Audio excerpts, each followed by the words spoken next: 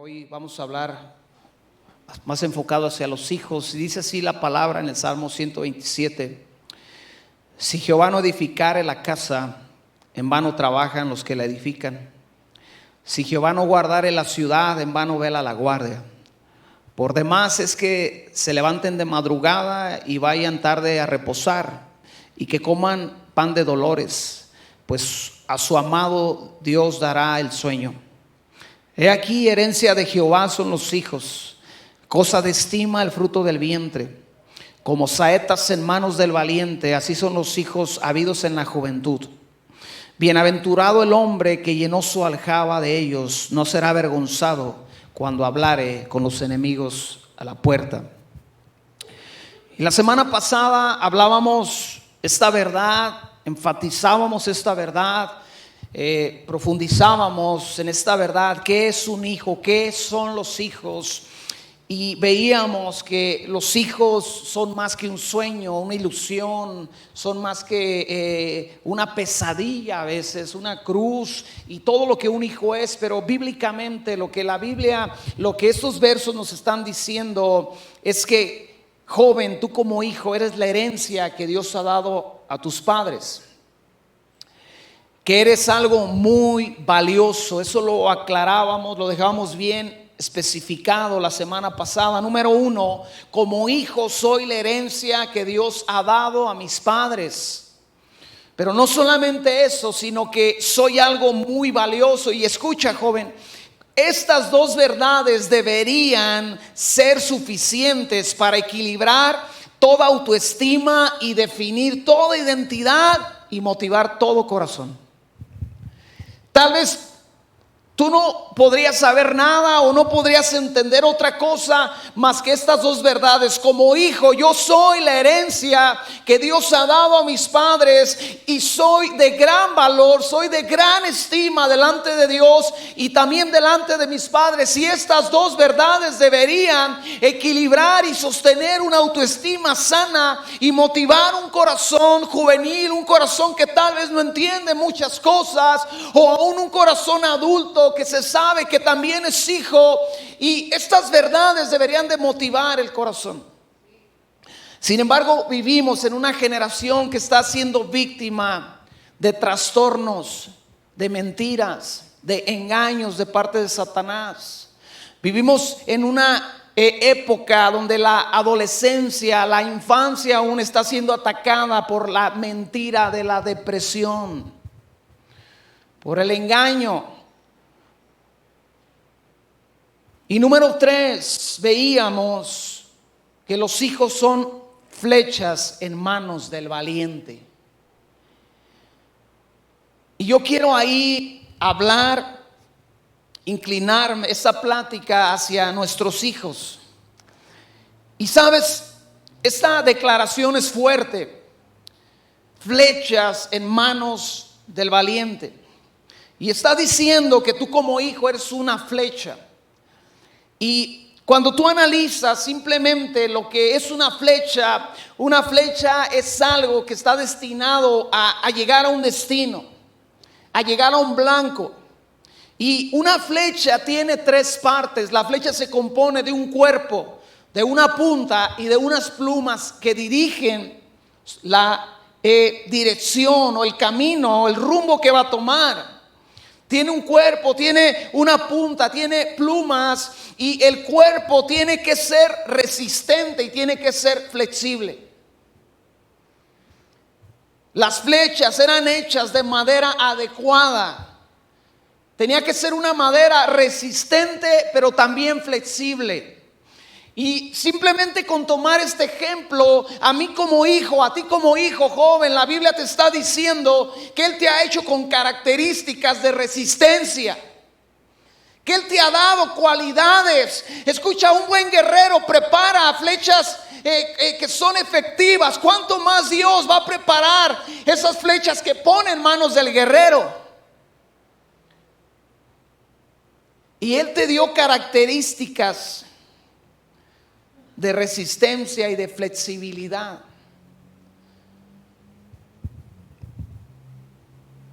Escucha, te cuento una pequeña parte de mi vida cuando yo era niño, no sé qué edad tenía, esta historia me la cuentan mis papás. Yo me enfermé muy gravemente del estómago al grado que me estaba muriendo.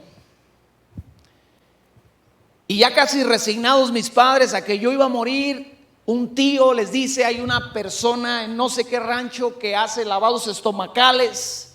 Estamos hablando de hace 47 años. Mis papás no tenían seguro social. Y el tío, hermano de mi papá, toma a mis papás en su carro, los lleva. Yo estaba muriendo ahí en el carro. Me llevan con esta señora, hace lo que un lavado natural. No estamos hablando de una bruja, estamos hablando de una persona que sabía curar con hierbas de una forma natural.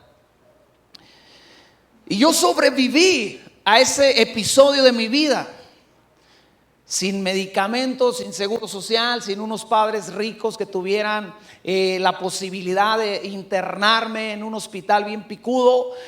¿Por qué sobreviví? Escucha bien, porque Dios te diseñó como hijo para eso, para sobrevivir.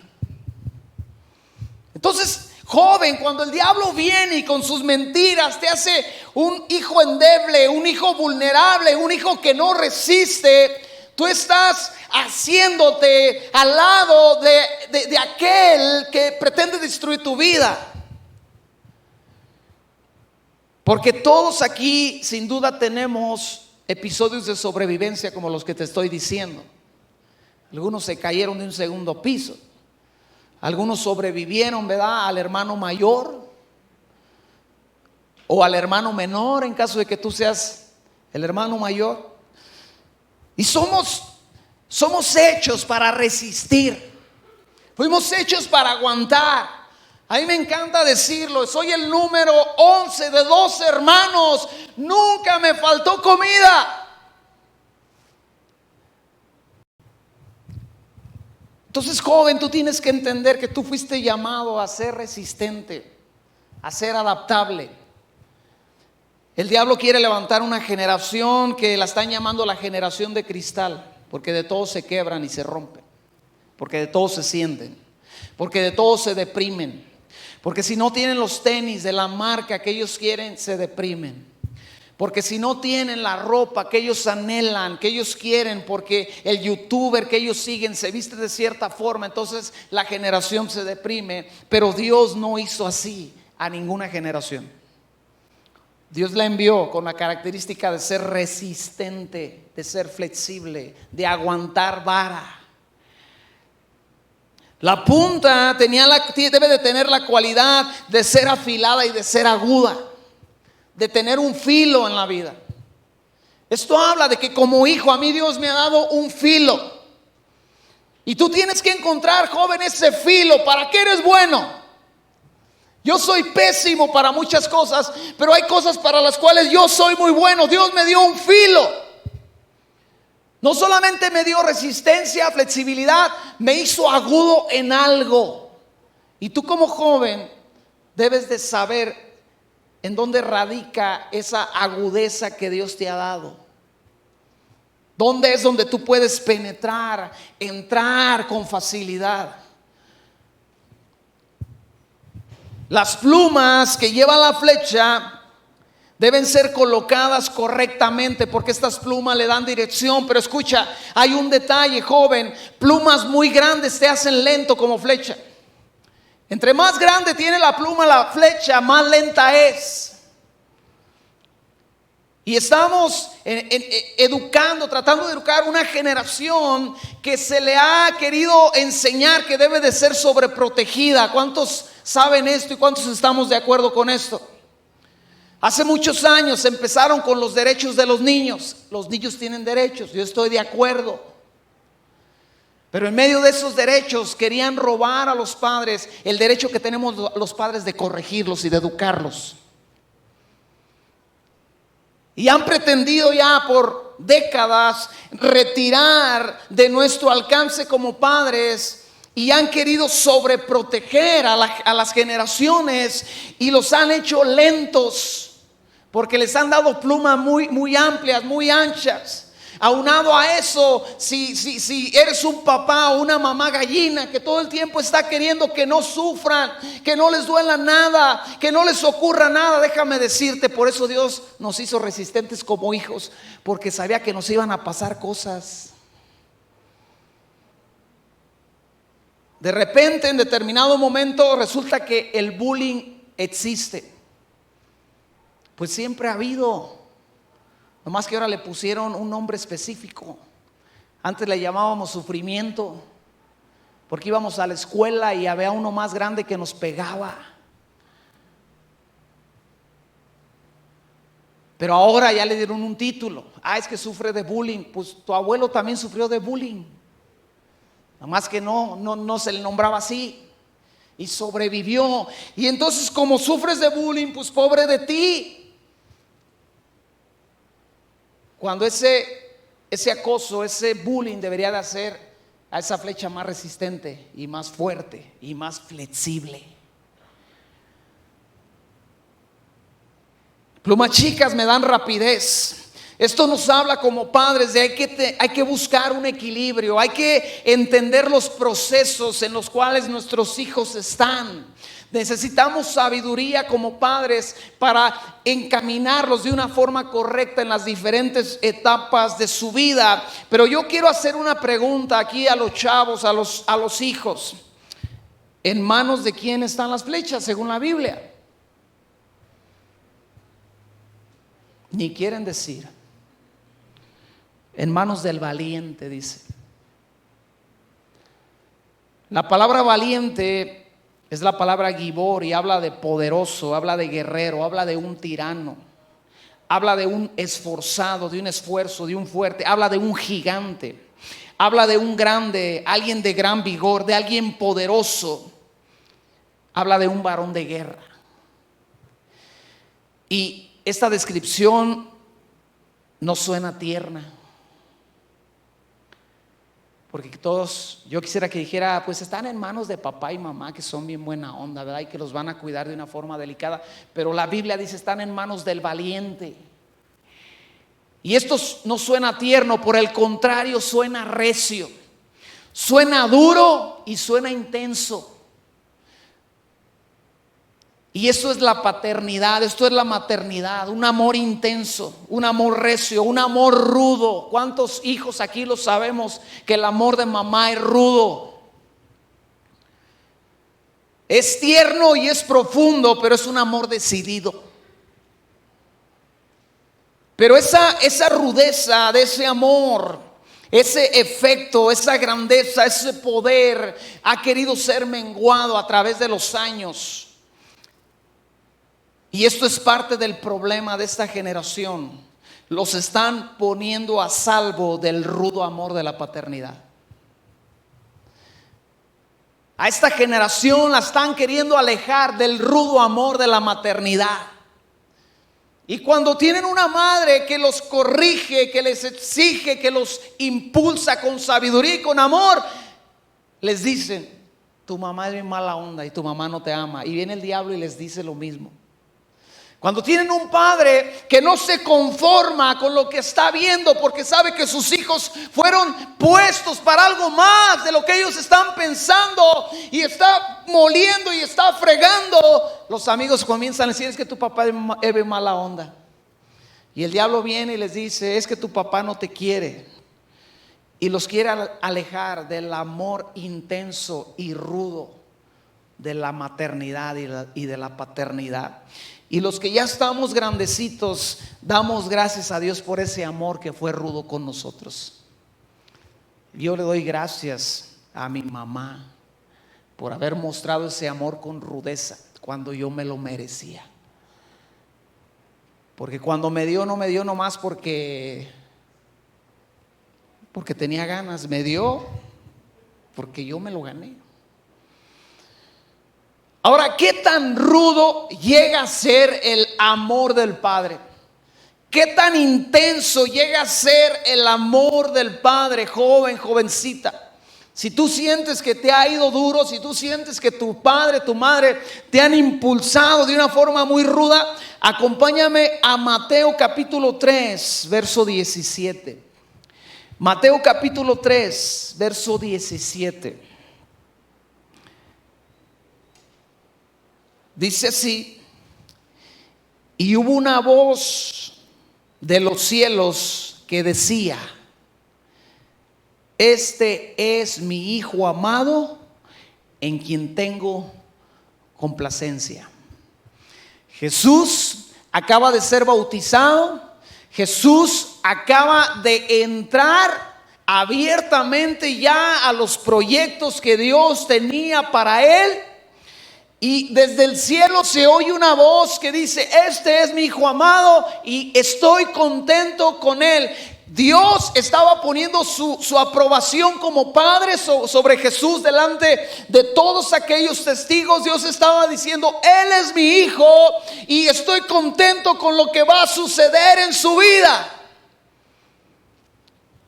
Pero ¿sabes qué fue lo primero que pasó después de eso?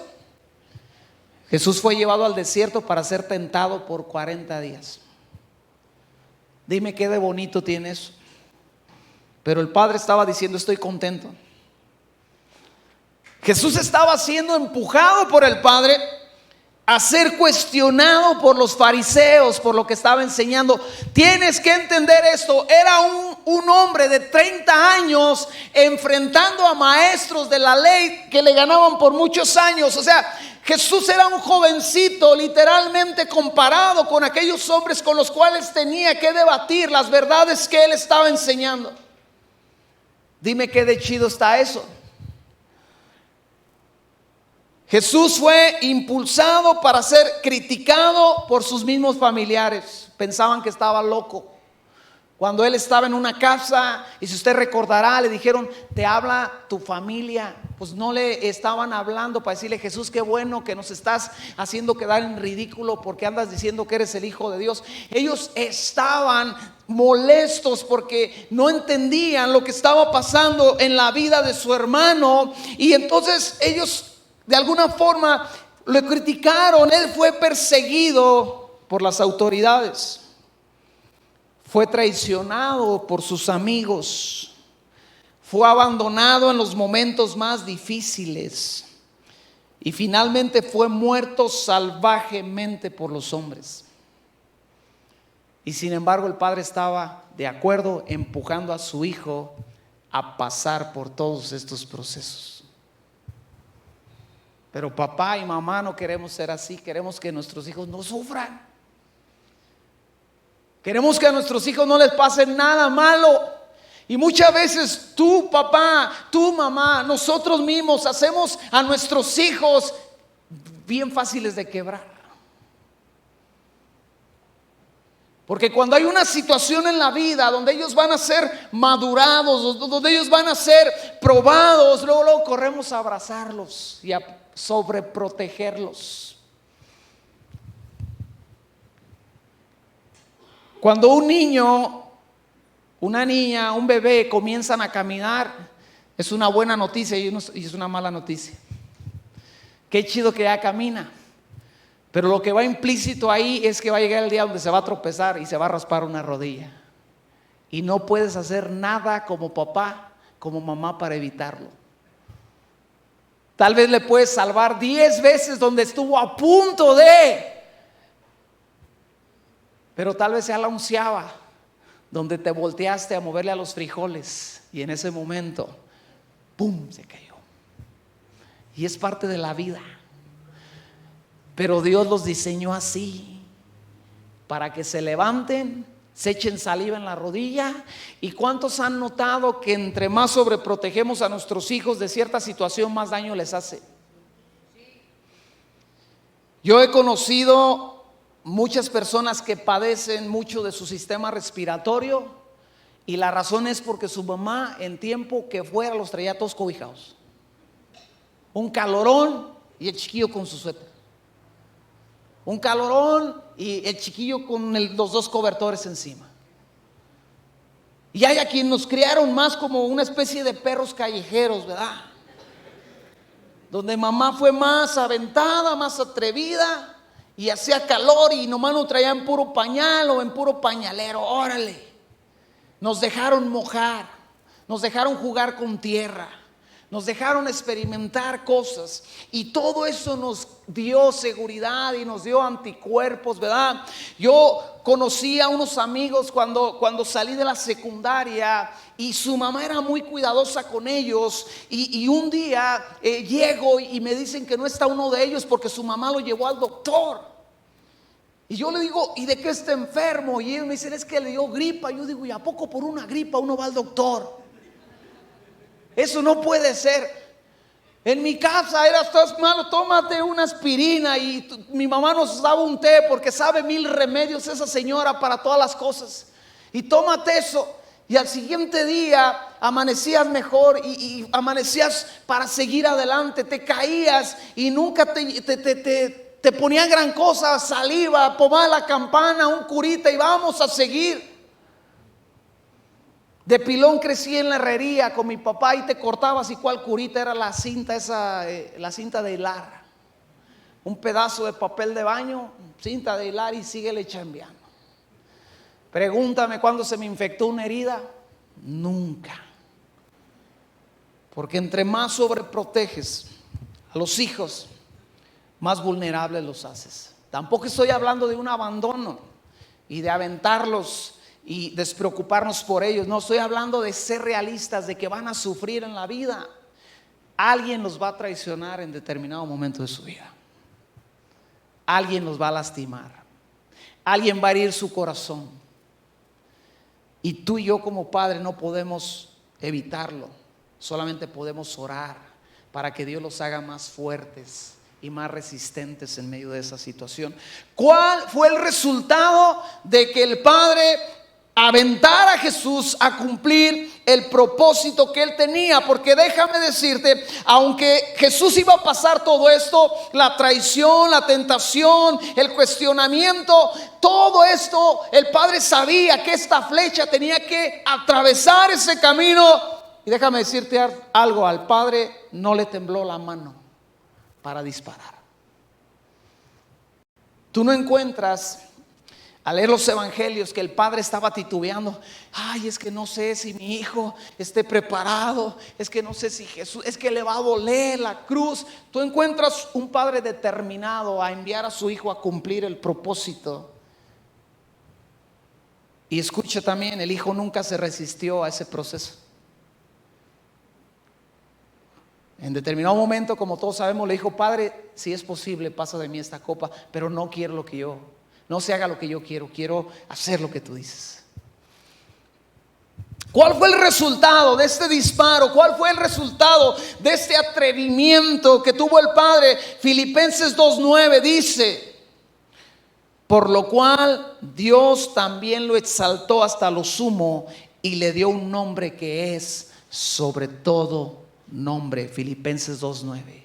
¿Cuál fue el resultado de que al padre no le temblara la mano, aunque él sabía que Jesús iba a atravesar un camino difícil? Que el nombre de Jesús es el más grande y sublime que hay, que su hijo obtuvo un nombre que es sobre todo nombre. Apocalipsis 19:6 dice: y en su vestidura, hablando de Jesús, en su muslo tiene escrito este nombre: Rey de Reyes y Señor de Señores.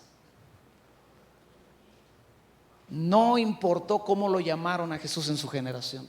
Lo llamaron endemoniado, pero su nombre no era ni se le quedó endemoniado. Su nombre es el Rey de Reyes y Señor de Señores. Pero al padre no le tembló la mano. Jesús como hijo necesitó que su padre lo lanzara a cumplir el propósito que le llevaría a ser lo que él es el día de hoy: el Señor y Salvador, aquel delante del cual toda rodilla se doblará y toda lengua confesará que Jesucristo es el Rey y es el Señor. Pero fue el padre el que lo empujó a eso, aunque el camino era difícil.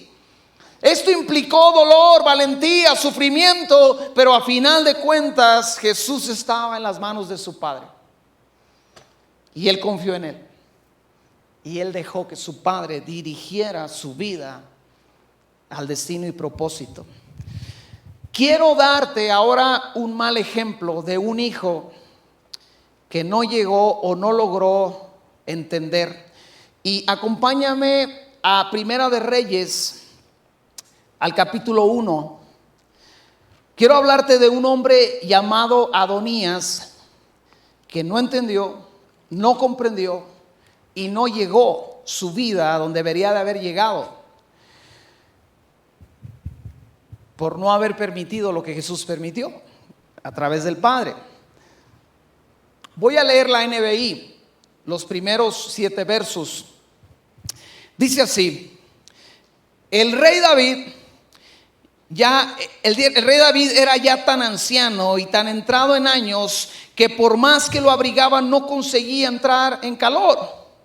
Por eso sus siervos le dijeron: busquemos una joven soltera para que atienda a su majestad y lo cuide, y se acueste a su lado para darle calor.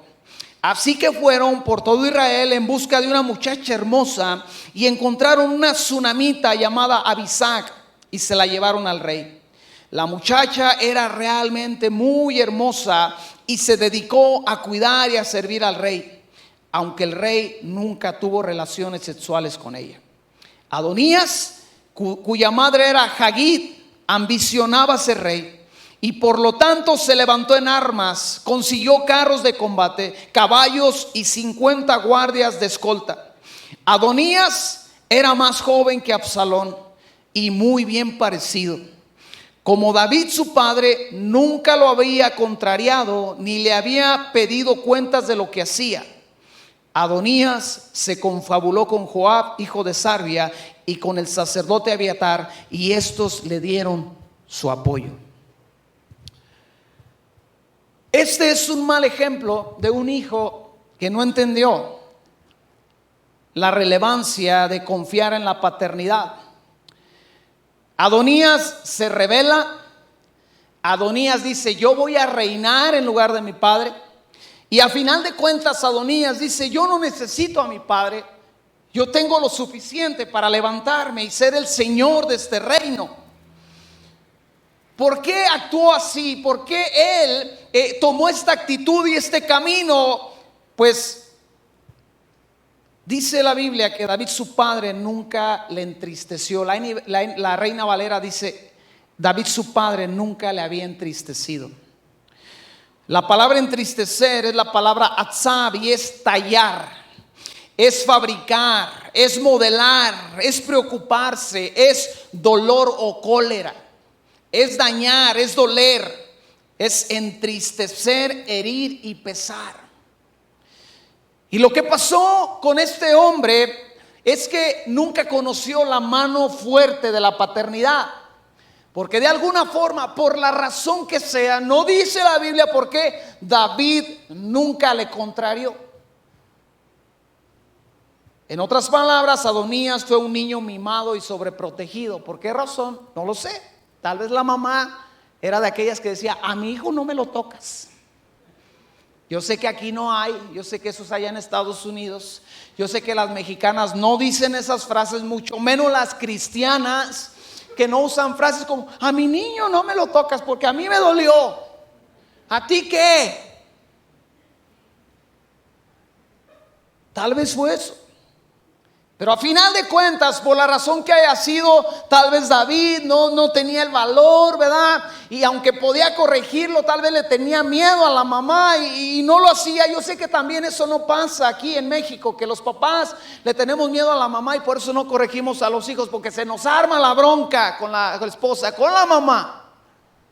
Eso pasa también ahí en Estados Unidos. Menos en la iglesia eso no pasa. Eso no ocurre. Que el papá le tenga miedo a la doña y por eso no regaña al hijo.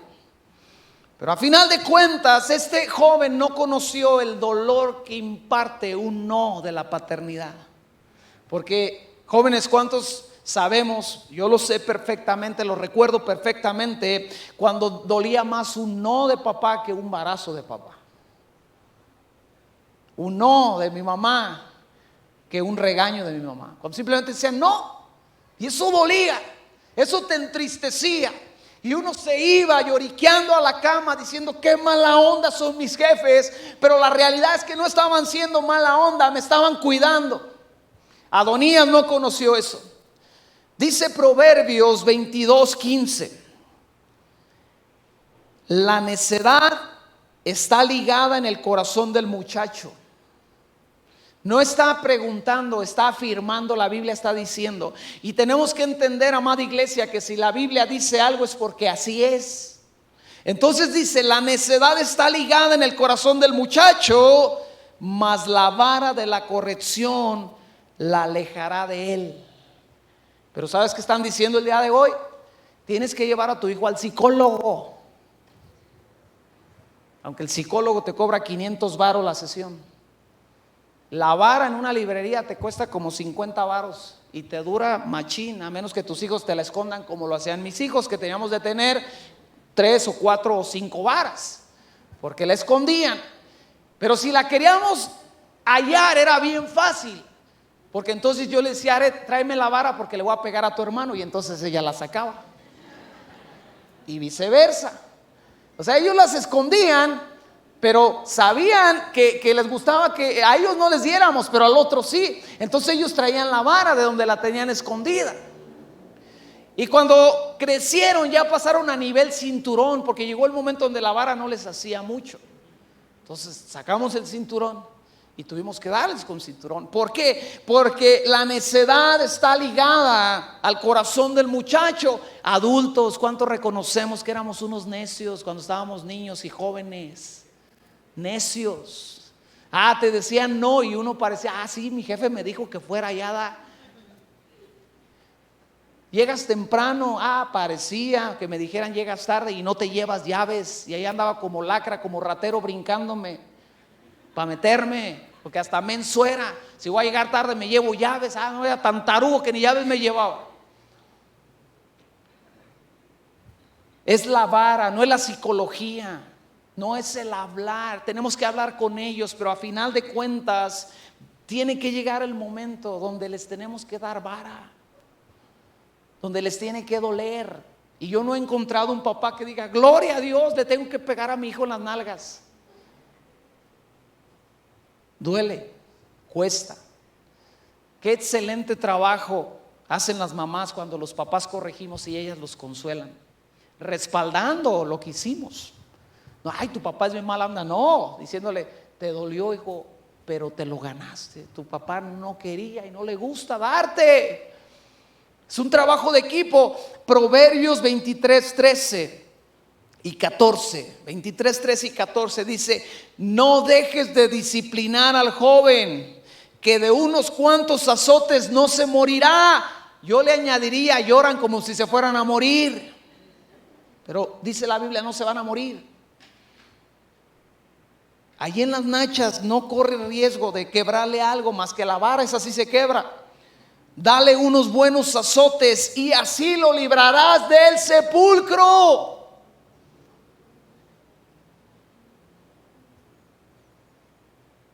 No se va a morir. Papás que tienen niños pequeños, no se va a morir cuando le des un varazo en la pompi. Va a llorar. Yo aprendí con mis hijos que nada más el primero se los daba recio y ya los demás eran así como nomás así sobados, porque al cabo el primero ya les había dolido y con eso se estaban ya muriendo en vida ahí. Y el otro así nomás y ya. Mi papá me dio 5, sí, nomás el primero te lo di bien. Y eso crea, de verdad crea hasta una cercanía, porque ellos entienden que hay autoridad y crea confianza y crea una estabilidad emocional. El problema el día de hoy, escucha, amada iglesia, es que a nuestros hijos, a nuestra generación, se le está dando un buffet para que escojan. Para empezar, les dicen: ¿qué quieres ser? ¿Niño o niña? Eso les están enseñando. Tú puedes escoger si quieres ser niño o niña. No, Señor, la Biblia dice varón o hembra. Y por ahí como padre yo los tengo que conducir. Yo los tengo que guiar por esa identidad que deben de tener. ¿En qué quieres creer? Tú puedes creer en lo que quieras. Está Madame Sassou, ¿verdad? Está el difunto Walter Mercado. Está esta religión, aquella otra. Y les están dando un buffet. Tú puedes escoger lo que quieras. No, Señor, yo tengo que adoptar, en nuestro caso como creyente, la fe de mis padres. Cristo Jesús es el Señor. Y como padres tenemos que llegar a empujar a nuestros hijos hacia la fe en el Señor, a obligarlos muchas veces a practicar, a vivir la fe de los hijos de Dios. Porque todo niño o todo joven tal vez en determinado momento respinga para venir a la iglesia. Y un buen papá dice: no te estoy preguntando si quieres ir a la iglesia, te estoy diciendo que es domingo y vamos a ir a la iglesia. Es que no me gusta. Pues a mí tampoco, pero tengo que ir porque soy cristiano. Papá, pero tú eres el pastor, pues por eso no me gusta ir. Así que vamos a la iglesia. Les están diciendo: del matrimonio no te preocupes. Del pecado no hay pecado, son errores que la humanidad comete. Y le están dando un buffet de selecciones, pero la paternidad no es así. La paternidad marca un rumbo y dice: mira, por aquí te vas a ir. Papá, pero por ahí está gacho, pero por ahí vas a llegar a algo. ¿A cuántos jóvenes les gusta hacer la tarea? Un silencio rotundo y total. Una mosca se escuchó en el auditorio. A nadie le gusta, pero ese camino de dolor, ese camino de aburrimiento, tal vez de sacrificio, te lleva a algo. A mí no me gustaba la herrería y mi padre me empujó a aprender herrería. Yo le doy gracias a Dios por las cosas que hago como herrero.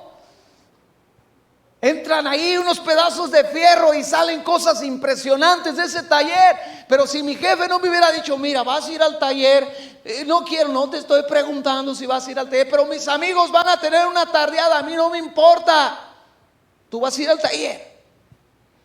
Me dolió, me costó, pero ahora puedo mantener a mi familia.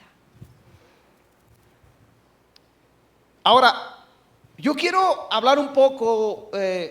Es interesante que la Biblia muchas veces no dice nombres, sino dice detalles. Y en este caso nos da el nombre de Adonías, pero nos da el nombre de la mamá también. Y cuando la Biblia hace eso, tú debes de prestar atención. Es importante porque hay algo ahí que la Biblia te quiere decir. La mamá de Adonías se llamaba Hagit.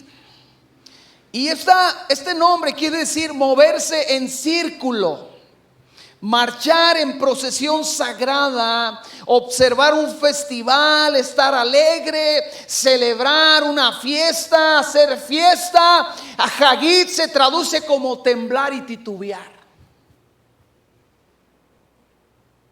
Y muchas veces los papás temblamos y titubeamos ante los hijos, porque los hijos toman el control de la casa. Y yo conozco historias donde ahora los hijos están regañando a los papás. Y eso no puede ser sin importar la edad que uno tenga. Puedo tener 50 años, yo no tengo el deber y el derecho bíblico de regañar y de faltarle respeto a mi padre, aunque mi padre esté mal o mi madre esté mal. Puedo hablar con ellos, tal vez, dialogar para ver si puedo hacer que entren en razón de algo que están mal. Pero nunca la Biblia me da derecho a decir: ¿qué traes, viejo? Doña, ¿qué onda contigo? Y no estoy usando groserías como lo he escuchado, que lo usan. También es allá en Estados Unidos. Yo sé que en México tampoco hay hijos así. Pero aquí te estás dando cuenta que era lo que pasaba en la vida de Adonías y por qué terminó como terminó. Su padre no lo corrigió y su madre se dedicó simplemente a que la vida fuera bonita para él. Todo está chido. Quiero los nuevos Jordan que salieron, jefa. No te preocupes, al cabo eres hijo del rey. Órale, todo le daban. Todo le otorgaban. Se dedicaba su madre, por decirlo así, a que la vida fuera bonita para él. Y yo quiero que analicemos, sigamos analizando esta historia. Quiero resumir esta historia de Primera de Reyes en lo siguiente. Si tú sigues leyendo, lo que pasa es que lo que ya dijimos, David era viejo, estaba entrado en años, no conseguía entrar en calor, así que le traen una muchacha, una virgen, para que se metiera con él en la cama y lo abrigara y le diera calor y lo sirviera. Y en ese contexto sucede la historia donde Adonías se rebela y va y se proclama rey. Y si tú sigues leyendo la historia y en Primera de Reyes, lo que pasa es que el sacerdote va con Betsabé y le dice: oye, Betsabé es la mamá de Salomón, le dice: tú estás entendiendo que tu vida y la vida de Salomón está en peligro porque Adonías se ha proclamado rey, y si él queda como rey, lo más probable es que él va a matar a tu hijo y te va a matar a ti, para eliminar el riesgo de que alguien le robe el trono también a él.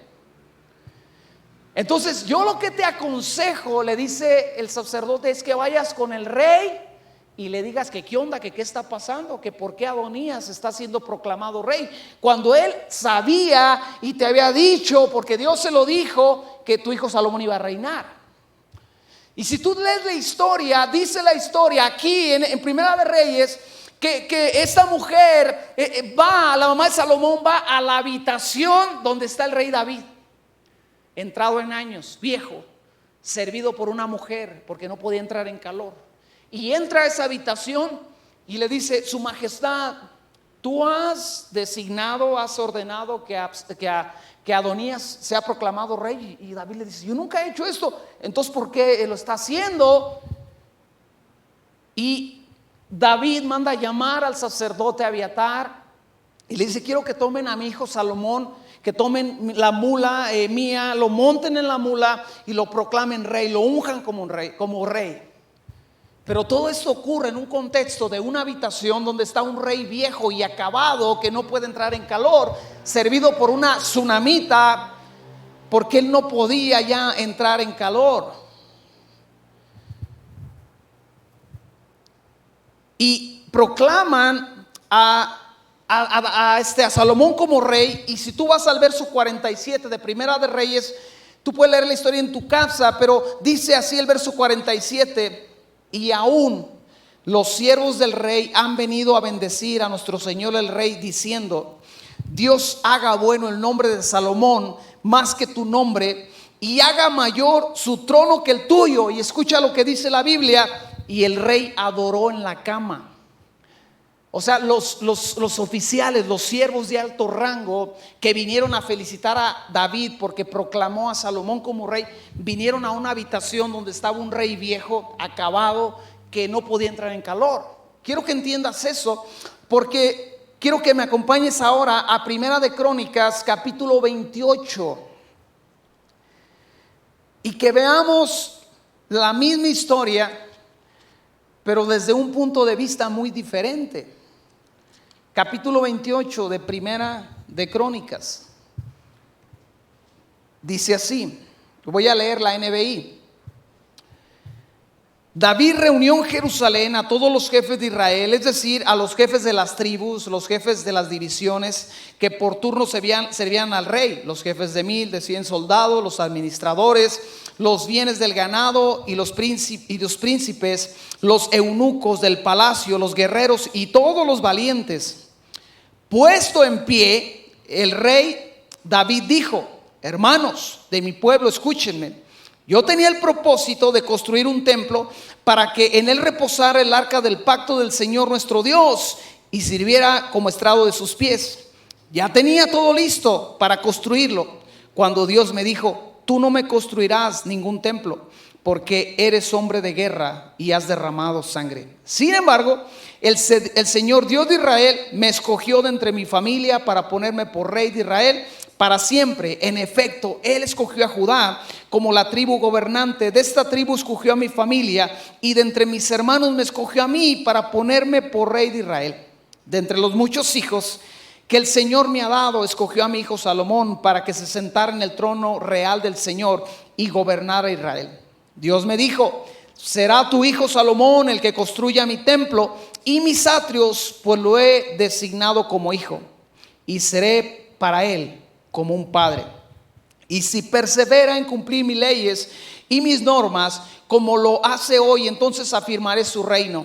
En presencia de Dios que nos escucha y de todo Israel, que es la congregación del Señor, hoy les encarezco que obedezcan cumplidamente todos los mandamientos del Señor su Dios. Así poseerán esta hermosa tierra y la dejarán en herencia perpetua a sus hijos.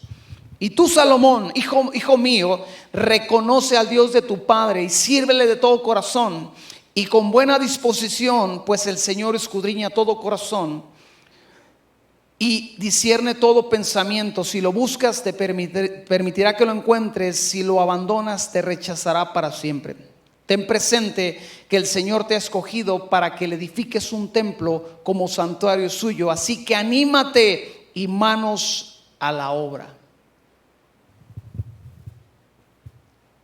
Y cualquier enemigo de la Biblia estaría contento en comparar estas dos historias. Y podría decir, por eso digo que la Biblia se contradice. Porque ¿por qué Primera de Reyes nos está hablando de un rey acabado, endeble, en una cama, que proclama a su hijo como rey? Desde esa cama lo manda que lo proclamen como rey. Pero en los versos que acabamos de leer, dice el verso 2 que el rey David puesto en pie. Y el verso 8 dice que estaba delante de todo Israel. Y cualquier lector de la Biblia que es enemigo de la Biblia diría: ahí está, por eso la Biblia no tiene congruencia, porque en un lugar dice una cosa y en otro lugar dice otra. Porque esta historia nos presenta, o esta misma historia contada desde este punto de vista, nos presenta a un David entero y un David fuerte, que estaba hablando con una asamblea. Y para que usted hable con una asamblea sin micrófono, usted necesita tener fuerza en sus pulmones para respirar y levantar su voz y que todos lo escuchen. Este David en Crónicas es un David retador, decidido, que desafía la vida de su hijo. No hay habitación, no hay cama, no hay Abisag, la que le servía, no hay Adonías usurpando el trono, no hay usurpación en esta historia. Entonces, hermanos, amigos, la Biblia se está contradiciendo. Di conmigo, no. La Biblia está corroborando y confirmando que lo que ella dice es verdad. Ella misma se está autentizando de que ella es la verdad y que todo lo que la palabra dice así es. En Primera de Reyes, ¿a dónde voy a ir? Denme paciencia, vamos a llegar a un lugar muy específico. Escucha, joven. En Primera de Reyes, Adonías ve a un padre viejo, acabado, abrigado por Abisag. Di conmigo, abrigado por Abisag. Abisag le daba calor. Abisag lo mantenía vivo, por decirlo así. El asunto es que cuando tú estudias el nombre de Abisag, Abisag se traduce como padre de error, como desacierto. En la historia de Adonías aparece Abisag. En Crónicas la historia se trata de David y Salomón y no aparece ni Adonías ni Abisag. ¿Qué nos está enseñando la Biblia? Como te estoy diciendo, la Biblia no se está contradiciendo, está corroborando que lo que ella dice es verdad. Proverbios 20:20, uno de los versos que tú debes de tener en tu mente y en tu corazón y defender a toda costa. Al que maldiga a su padre y a su madre, su lámpara se le apagará en la más densa oscuridad.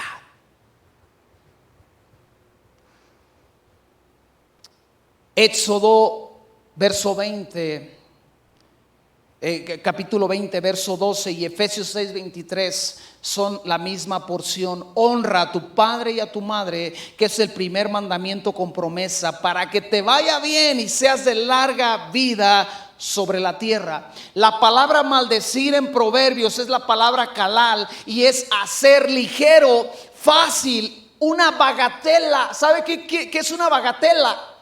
Algo que no importa, algo que puedo dejar pasar, al cabo no lo ocupo, al cabo no es importante, algo que puede estar en mi vida o no puede estar, eso es una bagatela. Esa palabra maldecir, calal, se traduce como despreciar, disminuir, hacer algo liviano, tener en poco.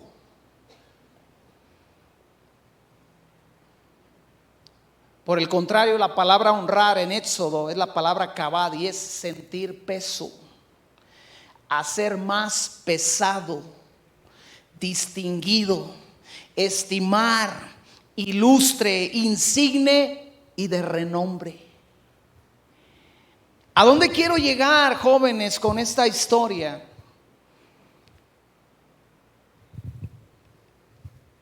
Adonías veía a un viejo acabado que tenía por padre, y para él era una bagatela.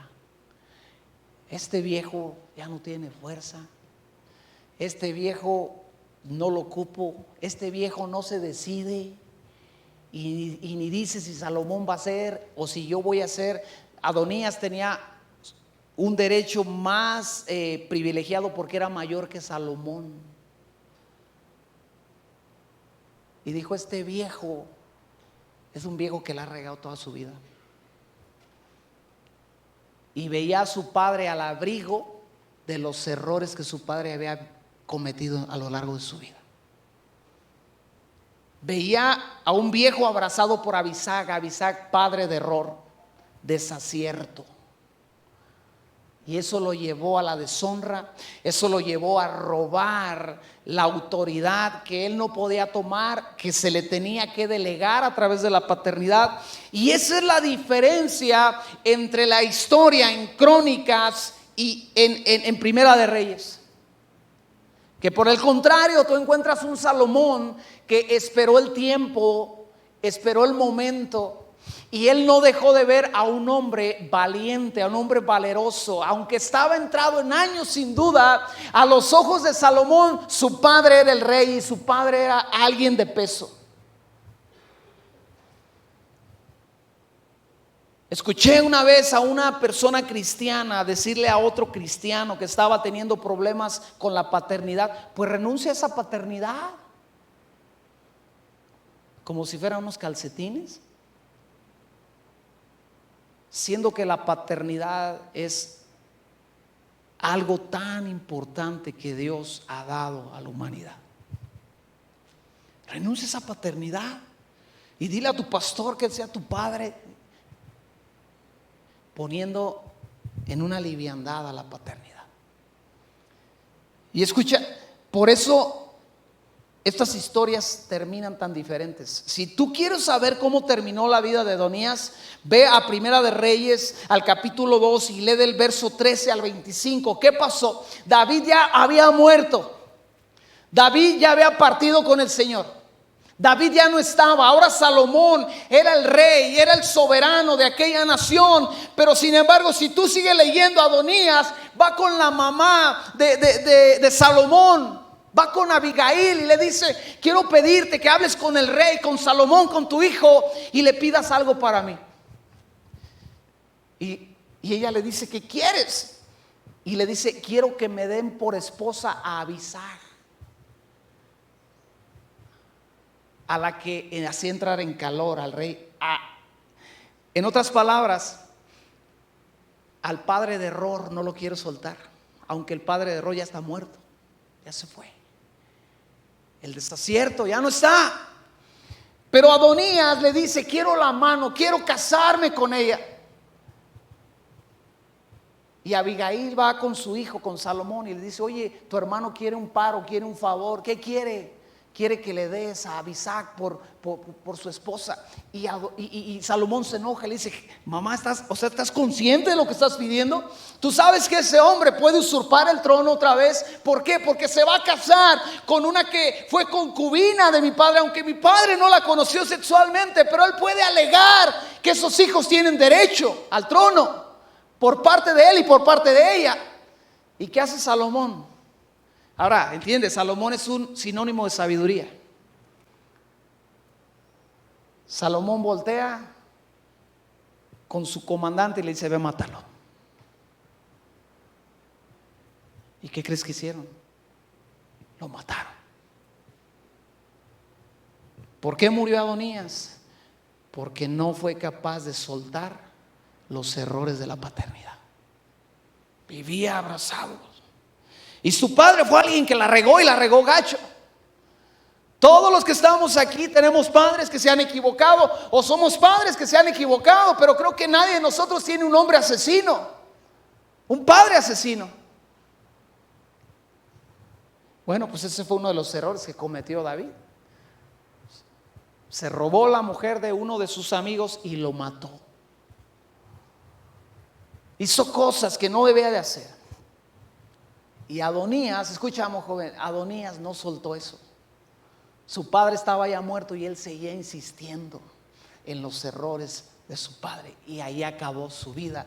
Por el contrario, Salomón tuvo el reino más próspero, el reino más rico, el reino lleno de sabiduría, y extendió sus dominios más allá de lo que su padre los había extendido, y su reino avanzó y fue algo magnífico, fue algo poderoso. Escucha bien, joven, porque estamos hablando estos temas tan importantes de los hijos, de los padres, porque tú tienes que entender que nuestra intención de proyectar tu vida, de canalizar tu vida al destino que Dios tiene para ti, la vamos a regar.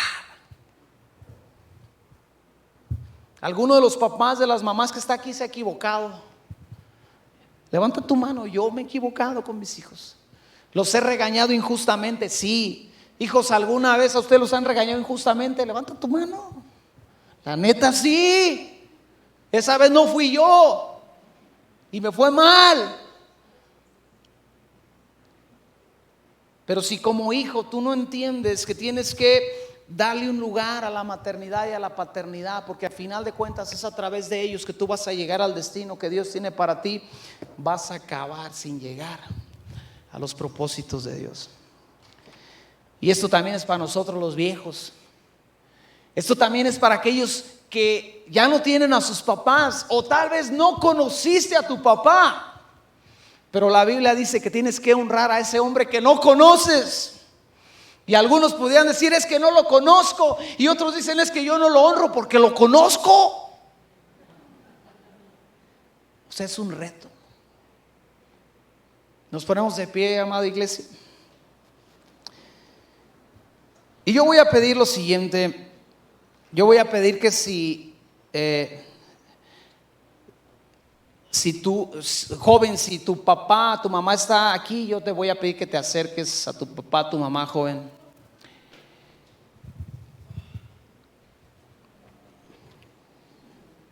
Pues mi esposa va a estar ahí rodeada porque son mis hijos y los otros, las otras hijas que se han acercado, ¿verdad? Mira, déjame decir algo bien chido. Nosotros como familia, Dios nos ha dado el privilegio de poder adoptar en cierta forma a dos jovencitas impresionantes, y se han acercado a nuestro hogar, a nuestra familia de una forma muy chida, muy peculiar, y para nosotros ha sido un honor. Y déjame decirte, es algo que todos podemos hacer, porque siempre hay alguien que necesita el abrigo y el calor de una familia, por la razón que sea. Y para nosotros, mi esposa y yo hemos visto esta parte de poder extender esa bendición no solamente a nuestros hijos, sino a más personas. Y tú y yo debemos de ser sencillos y de ser tener esa sensibilidad en nuestro corazón de esa gente que necesita ese abrigo y ese calor. Ahora, ¿hay algún jovencito, jovencita que se haya quedado solo? A ver, no quiero a nadie solo, ni sola. ¿Está Vicky solita ahí?